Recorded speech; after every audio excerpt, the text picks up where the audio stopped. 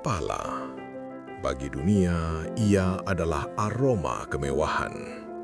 Bagi tanah ini, ia adalah kutukan yang mengundang maut melintasi samudra.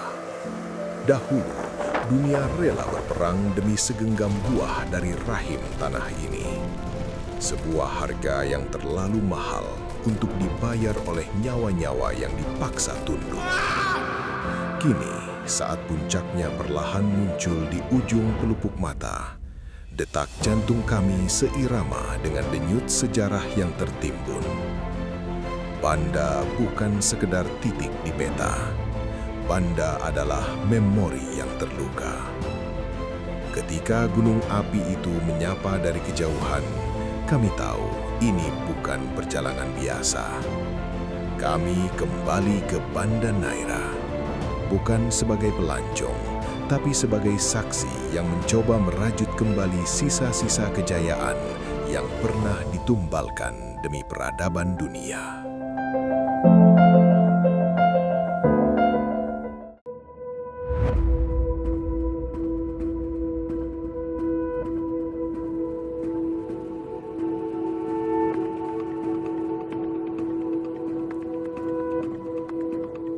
Semilir angin pagi berhembus dari arah barat, menemani perjalanan kami menuju Negeri Selamon di Pulau Banda Besar.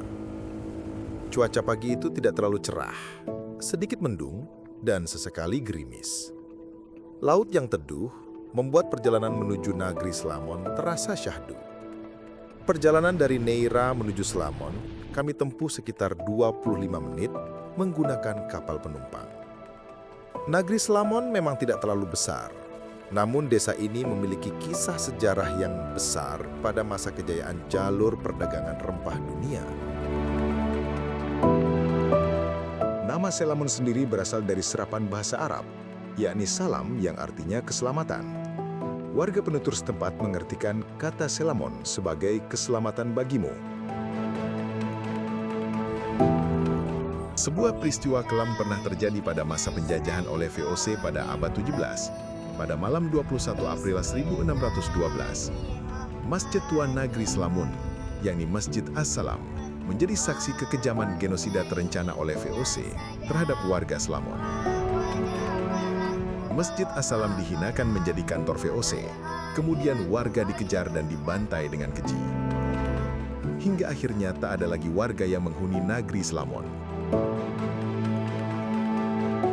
Kontur tanah Negeri Selamon berbukit dan memiliki jurang terjal. Beberapa titik menjadi daerah rawan longsor. Sebagai daerah yang pernah berjaya dengan pala, tampaknya sisa kejayaan itu tak berbekas, terlihat dari minimnya fasilitas umum untuk warga Negeri Selamon. Melalui fotografi dan narasi, pemuda dan pemudi negeri Selamon mencoba bersuara, menyuarakan suara-suara asli Kepulauan Banda yang selama ini menjadi penonton kejayaan rempah di tanah mereka sendiri.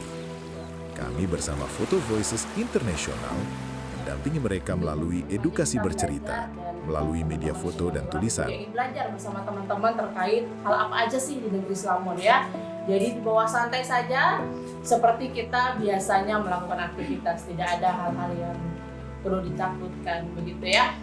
Indra menggugah itu adalah ketika sebuah cerita atau foto bisa menghidupkan sensor-sensor kita. Manusia ini ada sensor nih, ada kuping, ada hidung, ada mata, ada mulut gitu ya. Nah, menulis yang menghidupkan atau menggugah itu adalah kalau kita berhasil dengan foto kita, dengan tulisan kita membuat orang nyala sensornya gitu. Beta angkat tema tentang sampah karena beta lihat di Selamon sini banyak sampah yang dibiarkan dan tidak dikelola dengan baik. Biasa dikumpul di suatu tempat dan dibiarkan begitu saja. Yang saya lebih fokus itu tema kebencanaan alam. Ketemu masyarakat Selamon ini sering sekali didatangkan bencana, yaitu berupa ombak, hujan, longsor di mana-mana. Tidak ada perhatian khusus dari dinas-dinas terkait atau pemerintah. Harapan saya masuk di dalam program Foto Voice ini, mudah-mudahan dari program ini isu yang saya angkat mudah-mudahan bisa terlihat atau diperhatikan dinas-dinas terkait melalui Foto Voice ini. saya ingin membawa dampak baik kepada negeri Selamon, terutama anak-anak muda seperti saya, bahwa kita bisa loh untuk berbicara apa yang kita inginkan gitu, untuk perubahan untuk desa Selamon yang lebih baik. Kita bisa loh menyuarakan tanpa rasa takut, tanpa rasa ditekan. Senang, kita rasa bangga, senang di mana tetangga sekarang panggil beta, mau papus jadi fotografer, mau papus bisa foto orang, mau papus foto beta dulu. Ketika beta jalan dengan kamera, itu kan satu kebanggaan par beta. Yang tadinya beta tak bisa foto, yang tadinya berpegang kamera, semara begini, tapi sekarang strada, berani, oke. Untuk suka duka sendiri sebagai seorang fasilitator khususnya di negeri Selamon, yang pertama peserta ya, dari peserta yang awalnya kita ada 8 orang, seiring berjalannya waktu peserta mulai akhirnya meninggalkan program fotofosis itu sendiri. Ada beberapa hal yang menjadi alasan dari teman-teman peserta, ada yang sedang bekerja keluar, kemudian memiliki kesibukan yang lain, sehingga memang di awal-awal itu yang menjadi titik terberat adalah bagaimana menjaga mental teman-teman yang lain. Karena ketika melihat 3 temannya keluar, yang berlima juga sudah mulai terasa goyah. Ada keraguan, ada ketakutan, dan juga ada rasa keinginan juga untuk keluar mengikut teman-teman yang lain. Kita hatin ke hutan, kita lihat pohon-pohon pala yang sudah pada gugur, terus daun mudanya sudah keluar, menunjukkan itu pohon tidak mati. Dan harapan kita kembali lagi ke buah pala yang sudah gugur itu. Yuk kita ke hutan. Semangat terus.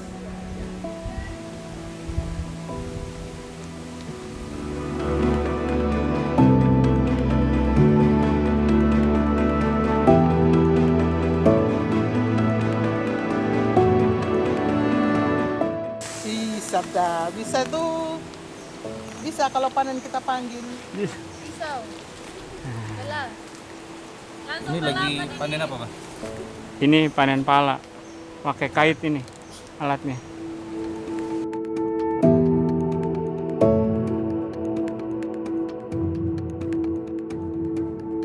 Dari mereka, saya belajar bahwa semangat pembelajaran yang kuat adalah salah satu pondasi membangun peradaban. Mereka menahan lelah untuk membuat perubahan yang berdampak bagi lingkungannya. Saya teringat dengan kutipan Imam Syafi'i yang mengatakan, "Barang siapa yang tak mampu menahan lelahnya belajar, maka bersiaplah menanggung pedihnya kebodohan." Saya melihat teman-teman peserta dari Fotofosis Internasional ini, mereka tuh bersemangat untuk berusaha mencari tahu, terus mereka mengaplikasikan apa yang kita berikan dalam waktu itu. Dan ya maksudnya walaupun mereka masih dalam tahap ibarat kata bayi gitu ya, masih merangkak, ya dia melalui proses itu. Dari negeri Salamon, saya kembali melanjutkan perjalanan menuju Pulau Run. Pulau yang pernah ditukar dengan kota Manhattan di benua Amerika pada abad 17 silam.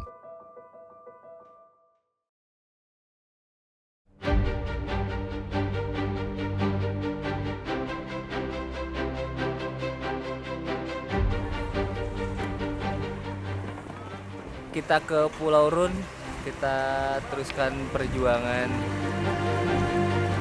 Barang-barang sudah dikemas, kamera pun sudah siap di tangan. Tak lupa kami mempersiapkan dry bag dan baju yang tentunya siap di segala medan dan cepat kering. Maklum saja prediksi BMKG setempat mengisyaratkan adanya gelombang sekitar 1,6 meter. Tali tambatan kapal pun sudah terlepas, tandanya kami siap meluncur melintasi sedikit dari Laut Banda menuju Pulau Run.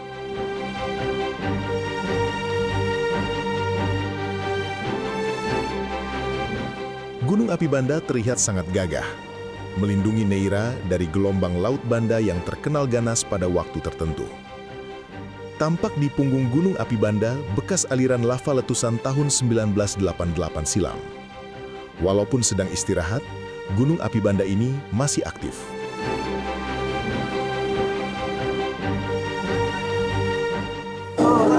Alhamdulillahirabbil alamin ya Allah. Rezeki darimu. Ketemu lumba-lumba banyak banget tadi di ujung sana. Di laut Banda Neira. Ya Allah, alhamdulillah ya Allah. Ya Allah.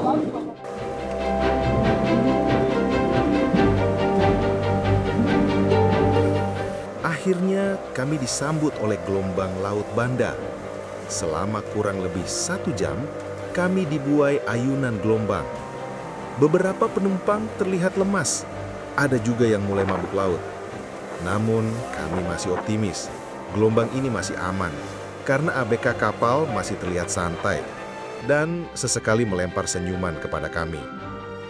Inilah yang hari-hari dilewati oleh penduduk pulau ya, di pesisir kita, Banda Neira, Pulau Banda. Ini adalah mungkin hari-hari kayak abang-abang kan, santai aja mereka. Nggak ada sebuah perjalanan yang layak untuk ikut pelanggan. Maka biarlah itu jadi batas. Yah, begitulah perjalanan yang biasanya dihadapi oleh penduduk setempat. Sangat menantang, terutama bila musim ombak tinggi tiba.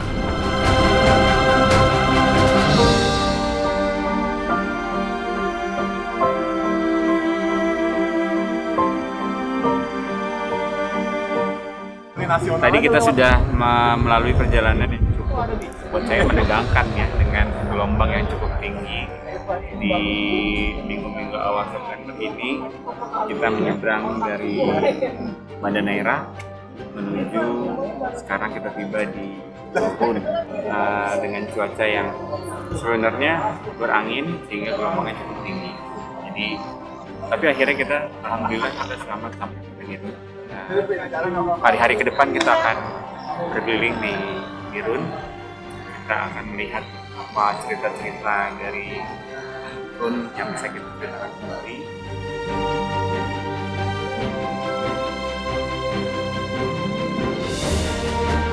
Run, negeri Run. Ketika sajak didendangkan oleh rempah dan ombak, itulah negeri Run. Senja mulai mengetuk awan di ufuk barat. Suasana sore di Pulau Run begitu tenang. Setenang malam yang akan menyelimuti hari yang menegangkan menuju pulau paling fenomenal di abad ke-17 silam ini.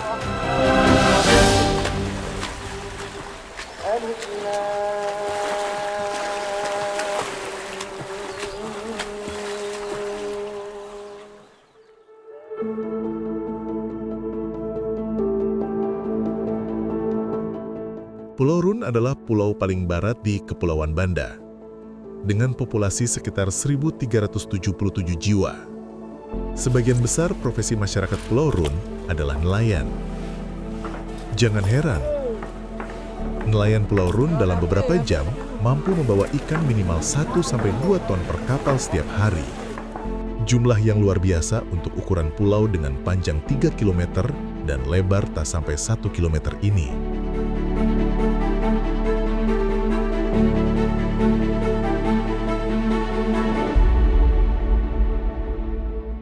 Para nelayan yang berangkat mungkin sejak dari subuh tadi, biasanya jam-jam segini, jam 8 pagi mereka sudah kembali, dan sebetulnya hasil tangkapan mereka sudah di-drop di kecamatan, yaitu di Neira. Lalu kemudian hasil tangkapan yang sisa yang mereka pakai untuk kehidupan sehari-hari buat di Pulau Run itu dibawa ke sini. Dan di sini adalah kita bisa melihat proses penggulungan jala, merapikan, lalu kemudian dipersiapkan untuk besok pagi lagi kembali untuk melaut. Kadang sehari bisa 2 kali, bisa sore dan subuh. Ini adalah sebuah lingkaran kehidupan yang berputar terus-menerus sejak abad ke-17 bersama para orang-orang di negeri.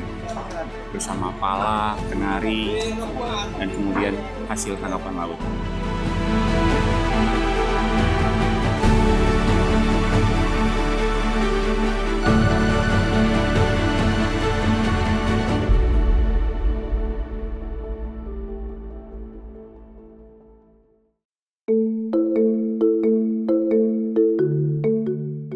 Pulau Run pernah menjadi lokasi sengketa antara Inggris dan Belanda, yang akhirnya diserahkan ke Belanda melalui Perjanjian Breda tahun 1667 dengan Inggris, sebagai imbalan untuk Pulau Manhattan di Amerika.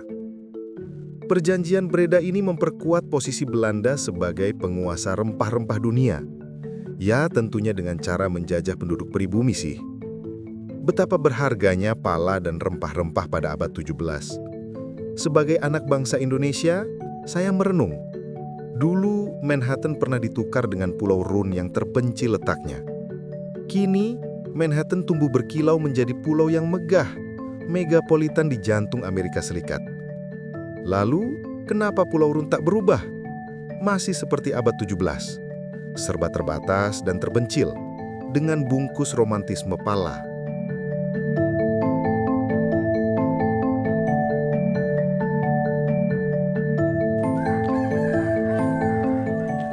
Sejumlah pemuda dan pemudi Pulau Run mulai gusar dengan masa depan mereka di pulau ini. Membandingkan kondisi Pulau Run saat ini dengan Manhattan, membuat mereka hanya bisa mengelus dada. Melalui fotografi dan narasi, mereka mencoba menyuarakan masalah yang biasa terjadi di Pulau Run, seperti masalah perikanan dan kelautan, perkebunan dan pertanian, pengelolaan sampah, pariwisata, dan masalah kesehatan. Bersama Photo Voices International, kami mendampingi mereka memberikan penguatan berupa bagaimana membuat foto cerita dan penulisan narasi. Orang bisa melihat dari foto. Saya akan mencoba untuk berbagi dari sisi seperti apa ketika National Geographic bercerita. Kami menggunakan cara-cara apa untuk bercerita. Nah, bagaimana tulisan yang baik? Tulisan baik itu adalah tulisan yang hidup. Nah, apa definisi, apa arti tulisan yang hidup? Nah, kita coba masuk ke dalamnya. Mereka sangat antusias mengikuti penguatan materi yang kami berikan. Walaupun mereka tidak memiliki pengetahuan tentang fotografi dan penulisan, semangat mereka adalah menjadi sebuah harapan perubahan yang akan tiba di Pulau Run. Mereka bukan siapa-siapa di Pulau Run. Mereka adalah suara dari Pulau Run yang menginginkan perubahan. Beruntung, mereka didampingi Photo Voices International sebagai fasilitator yang tak kenal lelah memberikan bimbingan kepada peserta. Bahwa para peserta yang ada di RUN ini sesuai dengan kriteria itu, di mana mereka ini adalah orang-orang yang terkucilkan di tengah-tengah masyarakat, lalu kemudian mereka adalah orang-orang yang terdampak dari kebijakan masyarakat, tapi tidak ada ruang bagi mereka untuk mengeluarkan pandangan dan pendapat mereka. Sehingga Photo Voices International memberikan ruang dan kesempatan itu agar mereka menyampaikan secara langsung kepada masyarakat yang ada di sana, juga dengan kepada para pengambil kebijakan yang ada di sana. Mereka yang tidak mengenal capek atau lelah, bahkan ketika mereka pulang dari laut pun harus langsung ke tempat di mana kami pertemuan yang kami lakukan setiap minggunya. Dan yang dari mereka ini yang sangat saya kagumi adalah selalu gembira di dalam mereka belajar dan berburu foto.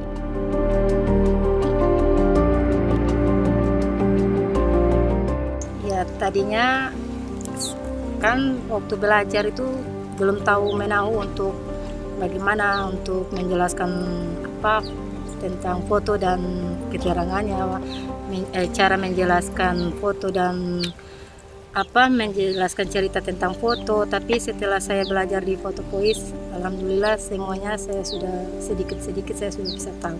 Harapan saya setelah mengikuti program Photo Voice ini, semoga saya bisa jadi kayak Bapak gini, bisa jadi orang yang terkenal gitu tentang Photo Voice. Kehadiran teman-teman NGI di pulau-pulau ini juga menjadi membangkitkan semangat teman-teman peserta bahwa mereka tuh, oh kita diperhatikan ya gitu. Karena beberapa peserta ngobrol sama teman-teman fasilitas masing-masing itu mereka kayak jadi merasa ikut bangga, punya rasa percaya diri yang semakin meningkat. Dan itu penting untuk membuat mereka melangkah lebih jauh.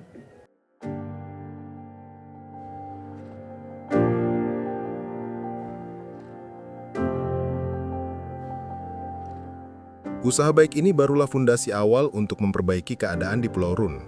Mereka butuh panggung untuk bersuara. Tak perlu panggung yang mewah, tapi kesempatan untuk menunjukkan kemampuan mereka yang selama ini dipinggirkan oleh keadaan. Ibnu Khaldun, pakar pendidikan abad pertengahan dari Tunisia, pernah berkata, pendidikan bukan hanya di dalam kelas, melainkan juga proses menyerap dan menghayati peristiwa-peristiwa alam dan zaman sepanjang hidup untuk menjadi pembelajar sejati. Misi kami di Pulau Rune belum usai. Kami menunggu dan menghargai setinggi-tingginya bagi kalian yang mau mewakafkan keilmuannya untuk mereka di pulau-pulau terpencil seperti Pulau Rune ini.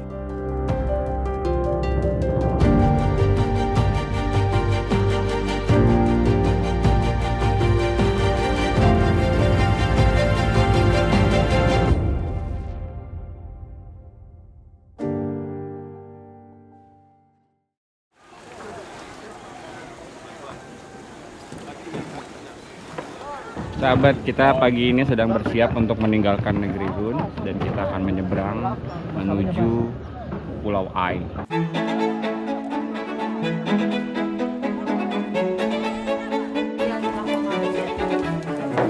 Perjalanan kami berlanjut.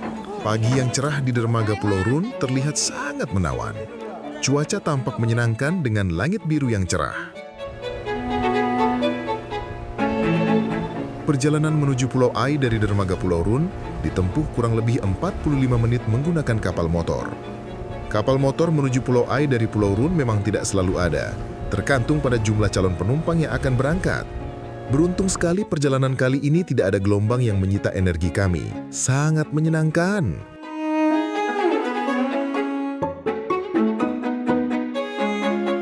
Dan inilah Pulau Ai, pulau indah yang bergantung pada air hujan.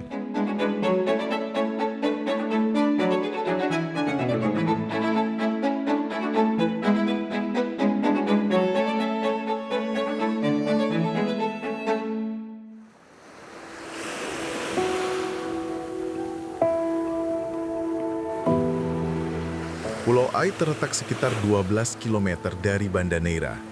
Luas Pulau Ai ini sekitar 15 km persegi. Relatif kecil untuk sebuah pulau yang berpenghuni sekitar 1.493 jiwa. Penduduk Pulau Ai ini sebagian besar adalah keturunan pekerja kebun rempah yang didatangkan Belanda pada abad 17. Mereka berasal dari beragam etnis di Nusantara.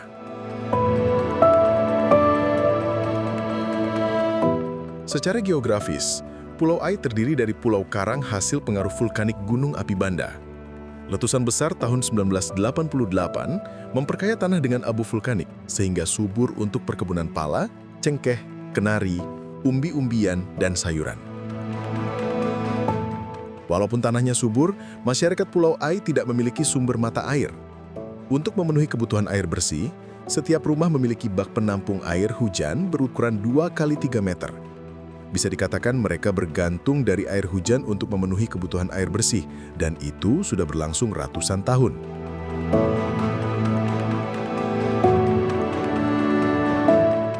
Secara geografis dan nilai sejarah, Pulau Ai sejatinya memiliki potensi ekonomi kreatif yang bukan kaleng-kaleng. Saya sendiri terkagum-kagum dengan cerita-cerita sejarah dan eksotisnya Pulau Ai.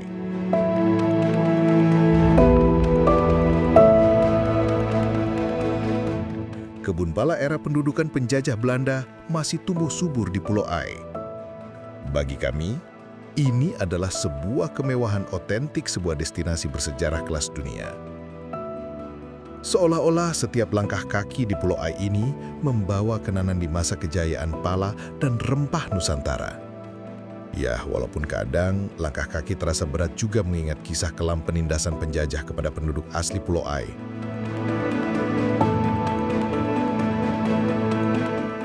Seperti di Pulau Slamon dan Pulau Rune, pemuda-pemudi setempat mencoba bersuara terhadap kerentanan yang mereka hadapi.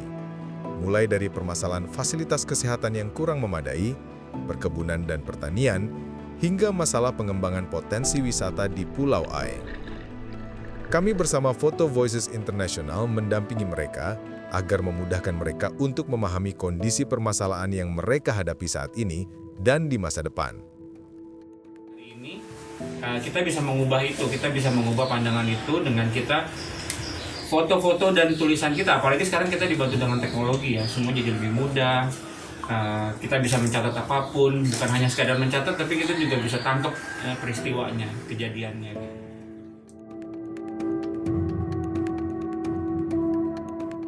selama beberapa bulan saya tinggal di Pulau Ai, saya cukup terkesan sekali ya dengan dengan semangat dan ya semangat di tengah keterbatasan gitu.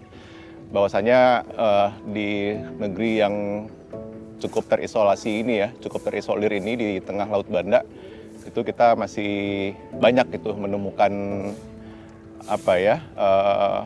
bibit-bibit atau suara-suara yang mungkin selama ini itu nggak pernah didengarkan gitu.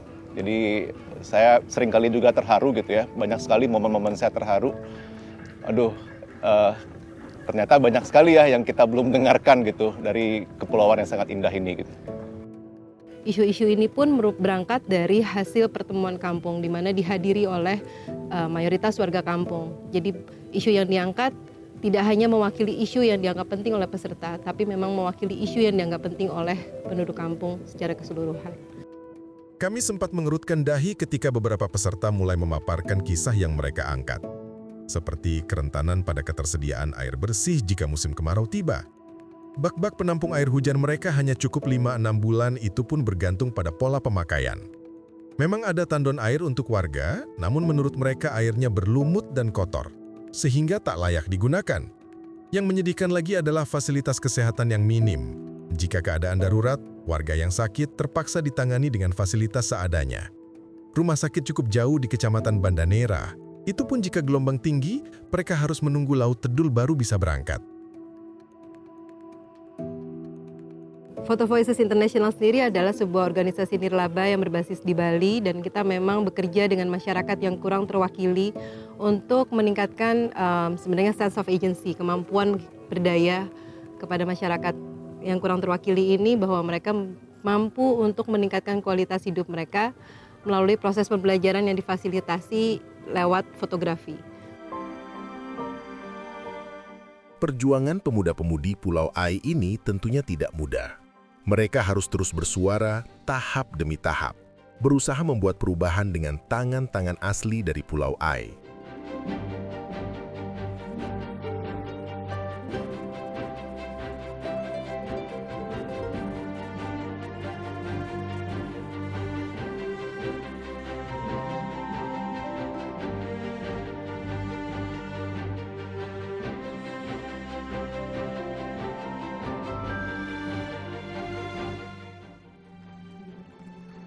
Kalau kita melihat foto-foto dan cerita yang mereka sampaikan, ini kuat dan yang sangat menggugah adalah bahwa ini cerita mereka sendiri loh gitu. Mereka sendiri yang mendokumentasikan, mereka sendiri yang research, mereka sendiri yang menceritakan dan menuliskannya. Sehingga ini perspektif yang mungkin hari ini susah atau kurang kita dengar gitu. Buat Photo Voices, kami sangat percaya bahwa masyarakat, warga di suatu tempat, merekalah yang paling tahu, merekalah yang paling ahli dalam kehidupan mereka. Maka kami selalu ingin memberdayakan atau mendorong, mendukung mereka untuk bisa menyuarakan perspektif mereka. Program di Banda ini, Photo Voices International bekerja sama dengan Coral Triangle Center.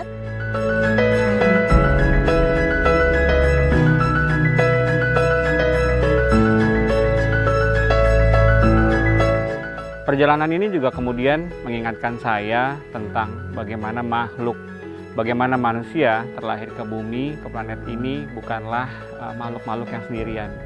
Manusia adalah bagian yang saling kait-mengkait antara kita sesama dan kemudian dengan alam. Yang dibutuhkan oleh Banda dan kepulauannya adalah tangan-tangan yang mau merangkul, mereka yang mau berbagi ilmu, dan kita-kita semua yang mau berkomitmen untuk sama-sama menjaga poros dunia tetap terjaga dan api itu tetap menyala dari Kepulauan Banda. Hal yang kecil itu tidak selalu remeh. Banda dan kepulauannya membuktikan bahwa hal yang kecil itu mampu mengubah segalanya.